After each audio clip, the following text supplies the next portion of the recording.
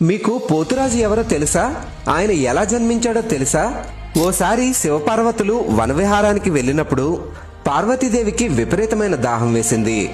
దాంతో ఆమె ఓ సరస్సు దగ్గరికి వెళ్లి 7 దోసిళ్ల నీళ్లు తాగింది. ఆశ్చర్యకరంగా ఆమె చేతి స్పర్శ నుండి 7 అందమైన కన్యలు జన్మించారు. వీరిని మనతో పాటు తీసుకెళ్దామని పార్వతీదేవి శివుణ్ణి కోరింది. వీరు స్వతంత్రులు కాబట్టి వీరిని ఇక్కడే వదిలేద్దామని శివుడు పార్వతితో అన్నాడు. అయితే వారికి ఎవరు తోడుంటారని పార్వతి ప్రశ్నించడంతో శివుడు తన త్రిశూలం నుండి ఓ వీరుణ్ణి సృష్టించి అతనికి పోతురాజు అని పేరు పెట్టాడు. అలా అప్పటి నుండి పోతురాజు ఆ 7 కన్యలకి కాపలా ఉన్నాడు. ఆ 7 పెరవాణి, శివవాణి, కొండవాణి, మొద్దరాలు, జిక్కులమ్మ, కామవల్లి, సిరువాణి.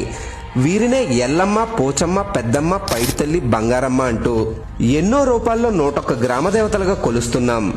ఈ 101 గ్రామదేవతలకి ఒక్కగానొక్క తమ్ముడు పోతురాజు.